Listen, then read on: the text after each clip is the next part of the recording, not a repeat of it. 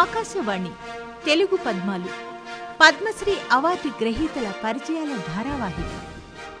Schedule కులాలు, schedule తెగలు, బలహీన వర్గాల పారిశ్రామిక ప్రగతి కోసం కృషి చేస్తూ 2014 సంవత్సరంలో పద్మశ్రీ అవార్డుతో సన్మానం అందుకున్న డాక్టర్ నర్రా రవికుమార్ గారితో శ్రీ మడిపల్లి దక్షిణామూర్తి గారి సంభాషణ వింటారు. పారిశ్రామిక, వ్యాపార, వాణిజ్య రంగాల్లో చేసిన కృషికి, చేస్తున్న సేవకు భారత ప్రభుత్వం ప్రతిష్టాత్మక పద్మశ్రీతో సత్కరించింది నర్రా రవికుమార్ గారిని. రవికుమార్ గారు నమస్కారం. నమస్కారం. పద్మశ్రీ ఏ సంవత్సరంలో తీసుకున్నారు మీరు? 2014లో. బాగుందండి. పారిశ్రామిక, వ్యాపార, వాణిజ్య రంగాల్లో ఇందులో ప్రత్యేకత ఏమిటి? ప్రత్యేకత ఏంటంటే, ఇప్పుడు మేము డిక్కీ ద్వారా ఏదైతే కార్యక్రమాలు చేస్తున్నామో ఆ DICCI schedule caste, schedule tribe సమాజంలో ఉన్నటువంటి వ్యక్తులకి వ్యాపారం పైన అవగాహన కల్పించడం, వారికి సపోర్ట్ సిస్టమ్ని క్రియేట్ చేయడం అనేది ఒక నూతన ప్రక్రియ. ఈ Dalit Indian chamber of commerce and industry DICCI ఎప్పుడు స్థాపించబడింది? డిక్కీ 2005లో పద్మశ్రీ డాక్టర్ మిలింద్ కాంబ్లే గారు ప్రారంభించారు, పూణే హెడ్ క్వార్టర్గా. నేను డిక్కీతో 2010లో తెలుసుకొని ఆ సంస్థలో సభ్యత్వం తీసుకొని ఈరోజు జాతీయ స్థాయిలో అధ్యక్ష బాధ్యతలు నిర్వర్తిస్తున్నాను. అంటే మీరు కేవలం 4 ఏళ్లలోనే పద్మశ్రీ తీసుకునే స్థాయికి ఎదిగారంటే ఆ 4 ఏళ్ళు ఎంత కష్టపడి ఉంటారు మీరు? నేను 2010లో ఎప్పుడైతే ఇది నా దృష్టిలోకి వచ్చిందో, వచ్చిన వెంటనే ఇది సమాజానికి చాలా అవసరము, డాక్టర్ అంబేద్కర్ ఆశయాలకు చాలా దగ్గరగా ఉన్నటువంటి అంశం. ఎందుకంటే డాక్టర్ అంబేద్కర్ గారు పెద్ద ఎకనామిస్ట్, సో ఆయనకు సంబంధించిన సబ్జెక్ట్లో ఇది భాగంగా ఉంది అని చెప్పి నేను 4 సంవత్సరాల పాటు అహర్నిశలు కూడా కష్టపడి యావత్ భారతదేశంలో కూడా అంతటా తిరిగి మిలింద్ కాంబ్లే గారు, నేను ఇక్కడ ఆల్రెడీ బిజినెస్ చేస్తున్నటువంటి ఎస్సీ ఎస్టీ వాళ్ళని కలవడం, వాళ్ళు ఎదుర్కొంటున్న సమస్యలు తెలుసుకోవడం, తర్వాత ఆ సమస్యలను ప్రభుత్వం దృష్టికి తీసుకురావడం, ప్రభుత్వాలు కూడా ఒక స్పెషల్ సపోర్ట్ సిస్టమ్ని జీవోస్ ద్వారా క్రియేట్ చేయడం, తద్వారా ఇదంతా కూడా ప్లానింగ్ కమిషన్కి, ఆ తర్వాత కేంద్ర ప్రభుత్వంలో ఉన్నటువంటి ఎంఎస్ఎంఈ డిపార్ట్మెంట్కి, ఫైనాన్స్ డిపార్ట్మెంట్కి, వివిధ రాష్ట్రాల్లో ఉన్నటువంటి ముఖ్యమంత్రుల దృష్టికి తీసుకెళ్లడం, వీటన్నిటితో ఒక నూతన మార్గాన్ని దేశానికి ఇచ్చేటటువంటి పని ఈ 4 సంవత్సరాల్లో మేము చేయగలిగాం. ఎందుకంటే ఒకప్పుడు స్వాతంత్రం వచ్చిన కొత్తలో అప్పుడు ఏర్పడ్డటువంటి ఉద్యోగ అవకాశాల ఖాళీలు భర్తీ చేయడానికి qualified candidates scheduled cost, schedule tribe నుంచి దొరకట్లేదు. ఎందుకంటే అప్పుడు ఎంప్లాయ్మెంట్ జనరేషన్ బ్యాంకుల ద్వారా, పబ్లిక్ సెక్టర్ అండర్టేకింగ్స్ ద్వారా, తర్వాత railways, government of India, state governments, state government public sector undertakings, ఇట్లా డిఫరెంట్ జాబ్ క్రియేషన్ జరిగింది. అప్పుడు ఈ సమాజం నుంచి చదువుకున్నటువంటి వ్యక్తులు లేరు. సో ఒకప్పుడు ఉద్యోగాల్లో ఉండే, కానీ సరైనటువంటి అభ్యర్థులు లేక అవి ఖాళీలుగా ఉంటుండే. అటువంటి దశ నుంచి ఈ గత 75 సంవత్సరాలుగా జరిగినటువంటి స్వతంత్రం అనంతరం జరిగిన ప్రయాణంలో రిజర్వేషన్ల మాధ్యమం ద్వారా షెడ్యూల్డ్ కాస్ట్, షెడ్యూల్ ట్రైబ్ వ్యక్తులు చాలా మటుకు బాగా ఉన్నతమైనటువంటి విద్యను అభ్యసించారు. ఈరోజు ఉన్నత విద్యను అభ్యసించిన వారికి ఉద్యోగ అవకాశాలు తగ్గిపోయినాయి. అంటే ఒకప్పుడు ఉద్యోగాలు ఉండే అభ్యర్థులు లేకుండే, ఈరోజు అభ్యర్థులు ఉన్నారు కానీ ఉద్యోగాలు. దీనికి ఒక సొల్యూషన్, ఒక as a schedule caste, schedule ట్రైబ్గా, అదేవిధంగా ఈ సమాజంలో ఒక బాధ్యత గల వ్యక్తిగా మేము డిక్కీ ద్వారా ఆలోచన చేసి, మనము ఎంతసేపు ఉద్యోగాలే డిమాండ్ చేసినంత మాత్రాన అది తీరని కోరికగానే మిగిలిపోతుంది. అంతకంటే ఇంకో ప్రత్యామ్నాయ మార్గాన్ని మనం ఎతకాలి. ఎందుకంటే ప్రత్యామ్నాయ మార్గం చాలా ఉన్నాయి. అందులో ఒకటి ఎంటర్‌ప్రెన్యూర్‌షిప్ అనేది ఒక నూతన అధ్యాయం. కాకపోతే షెడ్యూల్ కాస్ట్, షెడ్యూల్ ట్రైబ్ వాళ్ళ సోషల్ హిస్టరీలో కానీ, ఎకనామిక్ దీంట్లో కానీ వాళ్ళకు భాగస్వామ్యం లేదు. కాబట్టి ఆ మార్గం వైపు షెడ్యూల్డ్ కాస్ట్, షెడ్యూల్ ట్రైబ్ సమాజాన్ని మళ్లించగలిగితే, దానికి ప్రోత్సాహకరంగా ప్రభుత్వం నుంచి రకరకాలైనటువంటి పథకాలు తీసుకురాగలిగితే తప్పకుండా ఇటు ప్రభుత్వం ఎదుర్కొంటున్నటువంటి అన్ఎంప్లాయ్మెంట్ సమస్యకు పరిష్కారం మార్గం దొరుకుతుంది. అదేవిధంగా ఈ దేశ ఎకనామిక్లో భాగస్వామ్యం ఎస్సీ ఎస్టీలకు కూడా అయ్యేటటువంటి అవకాశం ఉంటుంది. సో ఈ యొక్క న్యూ ఐడియాని అందరూ కూడా స్వాగతించినారు. ఇండియన్ ఇండస్ట్రీ స్వాగతించింది, కేంద్ర రాష్ట్ర ప్రభుత్వాలు స్వాగతించినాయి, దీని అవసరాన్ని గుర్తించినాయి. అందుకే ఈరోజు డిక్కీకి ఇంత పెద్ద గుర్తింపు భారతదేశం మొత్తం.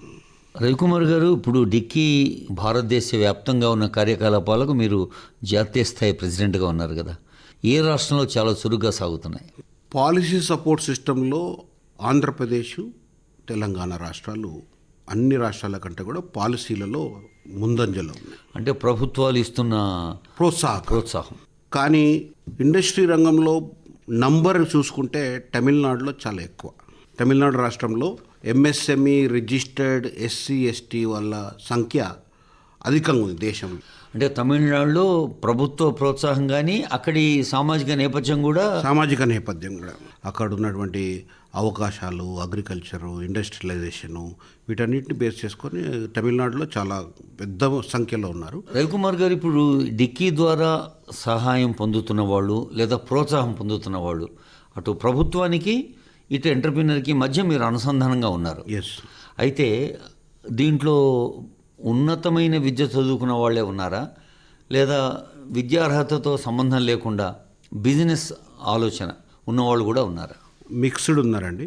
ఇప్పుడు కొత్త తరం బిజినెస్ వాళ్ళు మాత్రము ఎడ్యుకేటెడ్ వాళ్ళు వస్తున్నారు. కానీ పాత తరం నుంచి ఉన్న వాళ్ళు చాలామంది మా దగ్గర ఒక అతను రాజు అనేటటువంటి వ్యక్తి ఉన్నాడు. ఆయనకు చదువు రాదు, ఈ రోజు కూడా చదువు రాదు. 3 కంపెనీలు నడిపిస్తాడు ఆయన. 3 కంపెనీల యజమాని ఇక్కడే మన హైదరాబాద్లోనే. ఏ ప్లాస్టిక్ కంపెనీలో పనిచేశాడో ఆ యజమాని ఈయన యొక్క కష్టాన్ని చూసి అతను ఇక్కడి నుంచి వేరే రాష్ట్రానికి వెళ్ళిపోయేటప్పుడు ఈ కంపెనీని ఆయనకు అమ్మేసిపోయాడు. చిన్న కంపెనీని ఈరోజు పెద్ద కంపెనీగా 3 కంపెనీలు నడిపిస్తాడు. ఈ డిక్కీ కార్యకలాపాలు ఏమిటి? ఒకటి, ఎంటర్ప్రినర్ని గుర్తించటం, ప్రోత్సహించటం, ప్రభుత్వానికి అనుసంధానం చేయటం. ఇంకా ఏమేమి చేస్తున్నారు? First policy intervention number 1. అంటే ప్రభుత్వము ఏదైతే పాలసీలు, ఇండస్ట్రియల్ పాలసీస్ తయారు చేస్తుందో ఆ పాలసీస్లో షెడ్యూల్ కాస్ట్, షెడ్యూల్ ట్రైబ్ యొక్క వర్గాలకు ప్రత్యేకమైనటువంటి సదుపాయాలు కల్పించాలని చెప్పి ఆ పాలసీ ఇంటర్వెన్షన్లో మేము భాగస్వామ్యం అవుతాము. ఒకసారి పాలసీ తయారైన తర్వాత దాన్ని అమలు చేయాల్సినటువంటి బాధ్యత కూడా మా పైన ఉంది. సో ఆ అమలు కోసము awareness camps throughout the state, district head క్వార్టర్స్లో ఎక్కడెక్కడ జనాభా ఎక్కువ ఉన్నటువంటి ప్రాంతాల్లో అవేర్నెస్ క్యాంప్స్ నిర్వహిస్తాం. ఆ అవేర్నెస్ క్యాంప్లో అట్రాక్ట్ అయ్యి వచ్చినటువంటి వ్యక్తులకు complete 360 degrees approach support system మేము ఇస్తాం. అంటే రైట్ ఫ్రమ్ అతని ఐడియాని ఆ కళని సాకారం చేసే వరకు మా దగ్గర బిజినెస్ ఫెసిలిటేషన్ సెంటర్స్ అని ఉంది. అన్ని రాష్ట్రాల్లో, రాష్ట్ర రాజధానుల్లో మాకు బిజినెస్ ఫెసిలిటేషన్ సెంటర్స్ ఉన్నాయి. ఆ బిజినెస్ ఫెసిలిటేషన్ సెంటర్లో ఒక ఎంటర్ప్రీనర్గా ఎదగడానికి కావాల్సినటువంటి అన్ని రకాలైనటువంటి సపోర్ట్ సిస్టమ్ని మేము ఇస్తూ ఉన్నాం. మహిళలు కూడా ఉన్నారా ఇందులో? చాలామంది ఉన్నారు మహిళలు. ఇప్పుడు ప్రస్తుతం తెలంగాణ అధ్యక్షురాలు దాసరి అరుణ గారు, ఆమె మా అధ్యక్షురాలు, ఇప్పుడు తెలంగాణ చాప్టర్కి అధ్యక్షురాలు. ఆమె 2013లో మేము డిక్కీ ఏర్పాటు చేసినటువంటి ఈడీపీ ప్రోగ్రామ్, ఎంటర్ప్రీనర్షిప్ డెవలప్మెంట్ ప్రోగ్రాంలో ఒక స్టూడెంట్. ఆ స్టూడెంట్ దశ నుంచి ఈరోజు ఆమె కూడా 3 కంపెనీలు పెట్టి సక్సెస్ఫుల్ అయ్యి మళ్ళీ ఆర్గనైజేషన్ యొక్క యాక్టివిటీస్లో క్రియాశీల పాత్ర పోషించడం ద్వారా ఆమె ఫస్ట్ ఉమెన్ ఎంటర్ప్రీనర్స్కి కోఆర్డినేటర్గా ఉండే, తర్వాత ఈరోజు రాష్ట్రానికి అధ్యక్షురాలుగా. అట్లనే తమిళనాడులో కూడా ఒక భాగ్యలక్ష్మి అని ఒక ఎంటర్ప్రీనర్ ఉన్నది, ఆమె ఇప్పుడు ఉపాధ్యక్షురాలుగా ఉన్నది. మీరు గమనించినంత వరకు ఎంత శాతం ఆర్థికంగా కూడా సంతృప్తి బాటలో నడుస్తున్నారు? ఎందుకంటే వ్యాపారం అనేది అంత సులభం కాదు. వాస్తవానికి ఏంటంటే అండి, ఇప్పుడు మన దేశ జనాభా 140 కోట్లు అనుకుంటే అందులో 35 కోట్ల మంది షెడ్యూల్ కాస్ట్, షెడ్యూల్ ట్రైబ్ సంబంధించిన వాళ్ళు. ఈ షెడ్యూల్ ట్రైబ్, షెడ్యూల్ కాస్ట్కి సంబంధించినటువంటి ఈ 35 కోట్ల జనాభా అంటే ఒక అమెరికా జనాభా కంటే ఎక్కువ ఉన్న జనాభా. సో వీళ్లకు గత 75 సంవత్సరాలుగా జరిగినటువంటి అభివృద్ధిలో వీళ్ళకు వచ్చినటువంటి ఉద్యోగాలు ఏవైతే ఉన్నాయో, ఏదైతే రిజర్వేషన్ మాధ్యమం ద్వారా వచ్చినటువంటి ఉద్యోగాలు ఒక్క 0.5% ఆఫ్ ది పాపులేషన్ కూడా కాదు.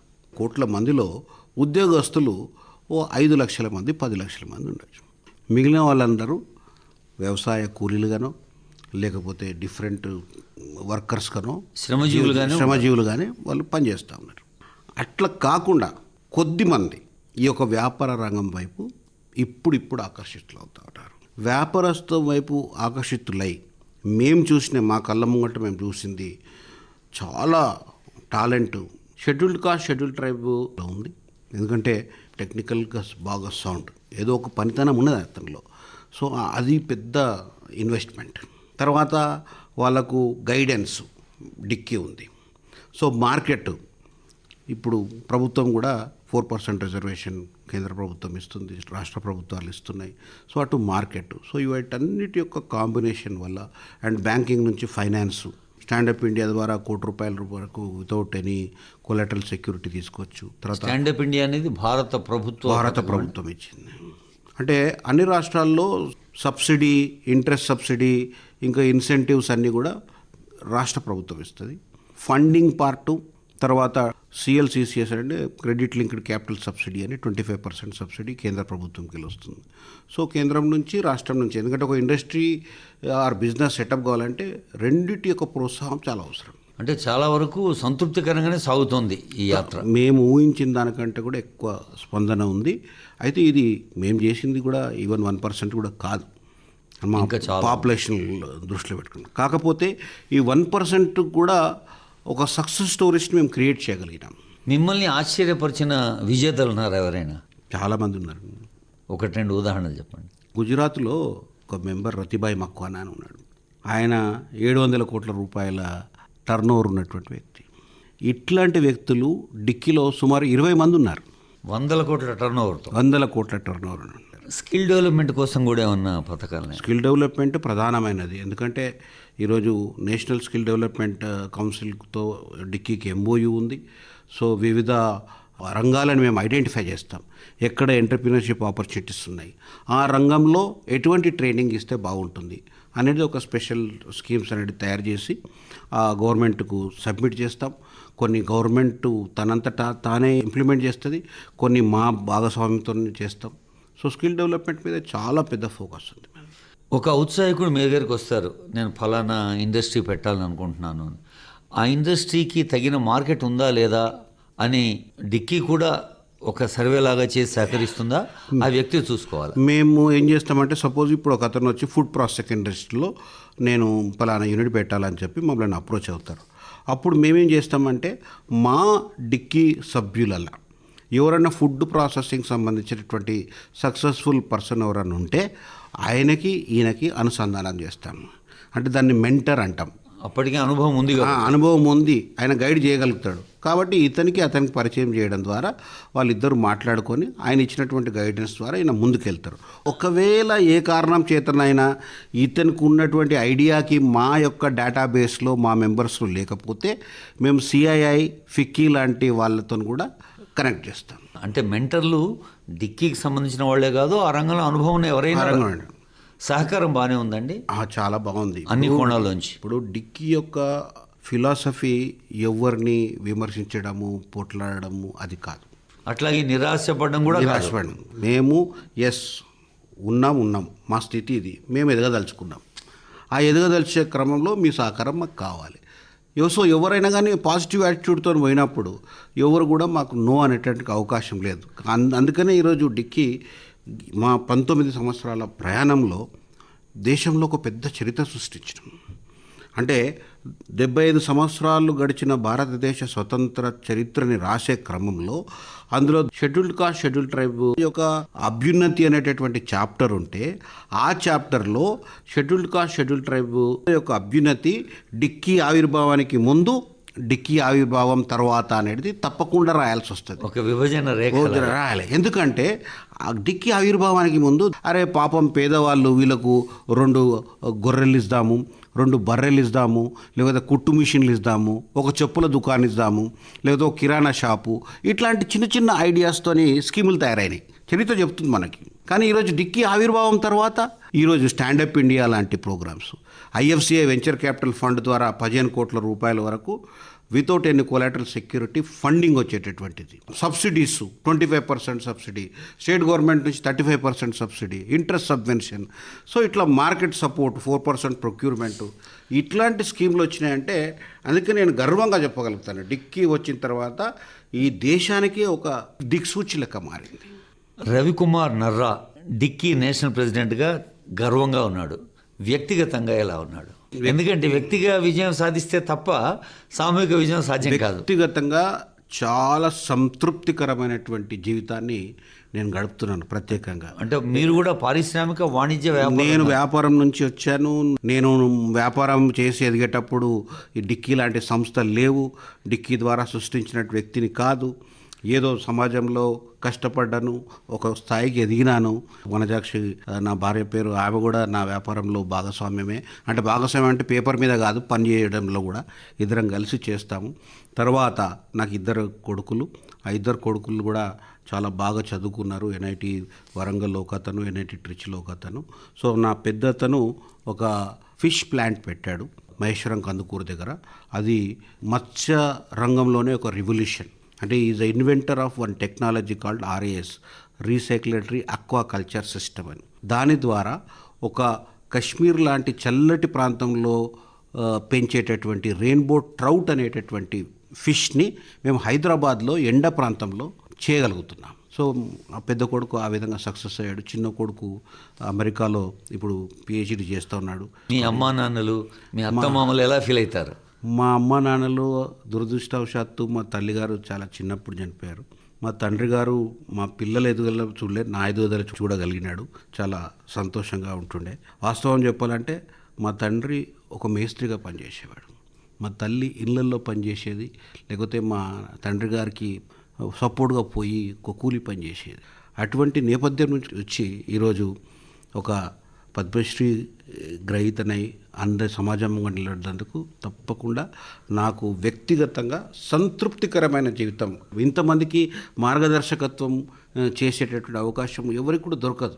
అందుకే నేను అందరికి కూడా చెప్తాను, అన్నిటికంటే ద బెస్ట్ సాటిస్ఫాక్షన్. ఎందుకంటే ఒక మనిషికి ఒక మార్గాన్ని చూపెట్టి, అయ్యా నువ్వు ఈ మార్గంలో వెళ్ళు, నీవు సక్సెస్ అవుతావు అని చెప్పి కేవలం మాటలు చెప్పడమే కాకుండా వాళ్ళతో ఎంబడి నడిచి వాళ్ళు నిలదొక్కునేటటువంటి వారు. నేను 2-3 ఎగ్జాంపుల్స్ చెప్పాను మీకు. ఇప్పుడు ఈరోజు ఆ సక్సెస్ స్టోరీస్ మేము ఏదైతే క్రియేట్ చేసినామో వాళ్ళు ఇంకా ఫర్దర్గా వేరే సక్సెస్ క్రియేట్ చేస్తున్నారు. సో మా జర్నీ ఈ విధంగా జరిగితే మాత్రం. మీ జైత్రయాత్రలో మిసెస్ రవికుమార్ పాత్ర వనజాక్షి గారిది ఉన్నట్టుగానే ఇతర ఎంటర్ప్రినర్స్లో కూడా అలా కుటుంబం సపోర్ట్ ఉంటుందా? ఆ కల్చర్ని కూడా డెవలప్ చేస్తూ ఉన్నాం. అందుకే మేము ప్రతి మీటింగ్లో మేము వాళ్ళ భార్యని పిల్లలను కూడా తీసుకురమ్మని చెప్తాం. ఎందుకంటే వాళ్ళు వ్యాపారం చేయకున్నా పర్లే, అట్లీస్ట్ వ్యాపారానికి సంబంధించిన అంశాలని వినడం నేర్చుకోవాలి. మెల్లమెల్లగా వాళ్ళలోనే ఒక సృజనాత్మక దీంతో వాళ్ళకు ఒక ఐడియా జనరేట్ అవుతుంది. రవికుమార్ గారు, ఇప్పుడు అమ్మా నాన్న చాలా కష్టజీవులుగా పేదరికం నేపథ్యం నుంచి వచ్చారు. ఈరోజు మీరు ఇలా ఎదిగారు.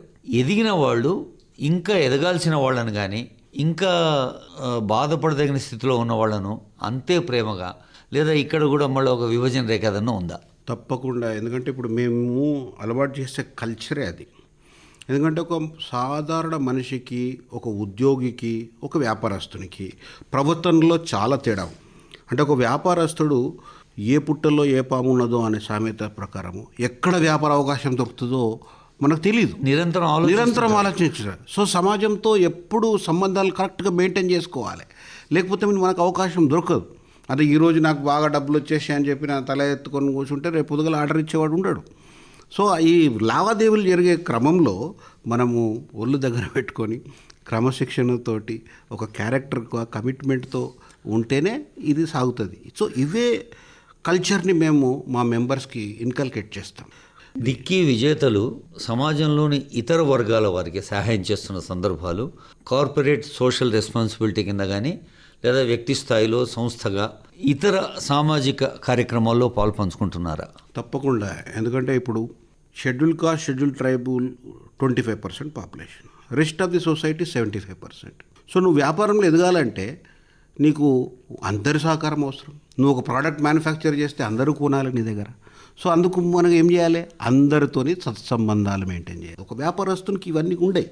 ఎందుకంటే ఒక వ్యాపారస్తుడు, ఒక వ్యక్తి హైదరాబాద్కు వచ్చి కూడా వ్యాపారాన్ని నిలదొక్కుంటాడు. ఎందుకంటే వాడి యొక్క బాడీ లాంగ్వేజ్, వాడి యొక్క నోరు, వారి యొక్క ఆలోచన విధానం, ఆలోచన సానుకూల దృక్పథం, చాలా పాజిటివ్ యాటిట్యూడ్ ఉండాలి. లేకపోతే success, that is the positive యాటిట్యూడే సక్సెస్ ఫార్ములా ఉన్నది దీంట్లో. సో అందుకే మేము వేరే ఇండస్ట్రీ అసోసియేషన్స్తో కలిసిమెలిసి ఉంటాం, సోదరభావంతో ఉంటాము. వాళ్ళతో కలిసి ఎన్నో ప్రోగ్రామ్స్ జాయింట్గా కూడా కండక్ట్ చేస్తాము. ఆ కల్చర్ అంటే వాళ్ళకు కూడా షెడ్యూల్డ్ కాస్ట్ షెడ్యూల్డ్ ట్రైబ్ ఒక భయానకమైనటువంటి వాతావరణం, అవి వీళ్ళంతా మమ్మల్ని విమర్శిస్తారు అనే అభిప్రాయం వాళ్ళలో కూడా ఉంది. వాళ్ళలో ఒక నమ్మకం కలిగించాలి. ఓహో, వీళ్ళతో నేను లావాదేవీలు చేస్తే నాకు ఎటువంటి హాని జరగదు అనే కంఫర్ట్నెస్ని మేము క్రియేట్ చేయాలి. సో ఇటు వీళ్ళని ఈ విధంగా సన్నద్ధం చేస్తాం, వాళ్ళని ఆ విధంగా మానసికంగా ఇచ్చేస్తాం. సో ఇట్స్ చాలా క్రూషియల్ రోల్. చాలా సవాళ్ళు ఇవన్నీ. చాలా. అటు సామాజికంగా, ఇటు ఆర్థికంగా, అటు మానవ ప్రవర్తనా పరంగా. మీరు రాష్ట్రాల ముఖ్యమంత్రుల నుంచి ప్రధానమంత్రి దాకా అందరితో మీరు ఇంటరాక్ట్ అవుతుంటారు కదా, ఆ అనుభవాలు చెప్పండి. అదొక గొప్ప అవకాశం నాకు. డిక్కీలో ఈ దేశంలో ఉన్నటువంటి ఆల్మోస్ట్ 90% మంది ముఖ్యమంత్రులతో కలిసి మాట్లాడి పాలసీల మీద డిస్కస్ చేసే అవకాశం లభించడం, సాక్షాత్ ప్రధానమంత్రి గారితో 4-5 సార్లు పర్సనల్గా కలిసి మాట్లాడడం, ఇదంతా జీవితంలో నాకు ఒక పెద్ద తృప్తి, పెద్ద అనుభవం. ఇప్పటి వరకు నాకు ఎవరిని కలిసినా కానీ మా ఆలోచనలని ప్రోత్సహించిన వాళ్ళే ఉన్నారు, కానీ మా ఆలోచనలు మంచివి కావు అని చెప్పినటువంటి వ్యక్తి ఒక్కరు కూడా లేరు. శాంపుల్గా కొన్ని ప్రాజెక్టులు ఇచ్చారు, అవి మేము విజయవంతంగా చేసి సక్సెస్ అయినాం. సో ఆ సక్సెస్ అయినటువంటి క్రమంలో వాళ్ళలో కూడా ఒక నమ్మకం పెరిగి మళ్ళీ ఇంకా నెక్స్ట్ అంటే ఇప్పుడు మా పరిస్థితి ఎట్లా ఉందంటే అసలు మాకు టైం లేదు కలవడానికి. ఒకే రోజు ఎన్నో అపాయింట్మెంట్స్ ఫిక్స్ అయిపోతాయి. సో అటువంటప్పుడు మా టీం ఏదైతే దేశం మొత్తం ఉందో డిఫరెంట్ టీమ్స్ ఈ డిఫరెంట్ స్టేట్ బడ్జెట్లో కన్సల్టేషన్ బిఫోర్ ప్రజెంటింగ్ బడ్జెట్ డిక్కీని ఆహ్వానిస్తుంది, కేంద్రం ఆహ్వానిస్తుంది, రాష్ట్ర ప్రభుత్వాలు ఆహ్వానిస్తుంది. సో రాష్ట్రంలో మా రాష్ట్ర అధ్యక్షులు వాళ్ళు మా టీం వెళ్తుంది. సో అట్లా చాలా ఇదిగండి.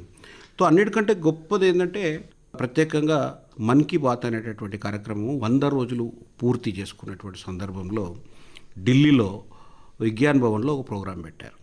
అంటే మన్ కీ బాత్ యొక్క ఇంపాక్టు ఈ సమాజం పైన ఏ విధంగా ఉంది అనే అంశం పైన. దానికి చాలామంది స్టాల్వార్డ్స్, పద్మశ్రీ అవార్డీసు, అమీర్ ఖాన్ లాంటి ఫిలిం యాక్టర్స్ లాంటి చాలా సెలబ్రిటీస్ అందరిని పిలిచారు. లక్కీలీ నేను కూడా అందులో ఒక పార్ట్. సో అప్పుడు నా అభిప్రాయం అడిగినప్పుడు నేను ఒకటే చెప్పాను, మంచి మంచి పాలసీలు తయారు చేశారు, కానీ అవి ప్రజల వద్దకు చేరడానికి ఎంచుకున్నటువంటి మార్గాలు, ఇది మోడీ మార్గం అనేది చాలా భిన్నమైనటువంటి మార్గం. ఎందుకంటే ఒక ప్రధానమంత్రి ప్రత్యక్షంగా మా స్టాండప్ ఇండియా ప్రోగ్రాం గురించి ప్రజలకు వివరిస్తాడు. ఏమని? షెడ్యూల్డ్ కాస్ట్ షెడ్యూల్డ్ ట్రైబ్ కుటుంబాలకు ఎవరన్నా మీరు పరిశ్రమలు పెట్టాలన్నా, వ్యాపారం పెట్టాలన్నా ఈ స్టాండప్ ఇండియా స్కీమ్ ద్వారా ₹1,00,00,000 లోను ఎటువంటి పూచికత్తు లేకుండా ఈ బ్రాంచ్ల నుంచి మీకు పొందవచ్చు అని చెప్పి మన్ కీ బాత్ అనే కార్యక్రమం ద్వారా ఆయన ట్రాన్స్మిట్ చేశాడు. అది కొద్దిమంది రికార్డ్ చేసుకొని పెట్టుకున్నారు. అతనికి అవసరం వచ్చి బ్యాంక్ మేనేజర్ దగ్గరికి వెళ్తాడు. బ్యాంక్ మేనేజర్కి వెళ్ళినప్పుడు స్టాండప్ ఇండియా లాంటి స్కీమ్ లేవండి అని వాళ్ళు అంటారు. వాళ్ళంటే ఈ ఎంటర్ప్రీనర్ ఎవరైతే ఉన్నాడో అతను voice record of prime minister వినిపిస్తాడు ఆయన.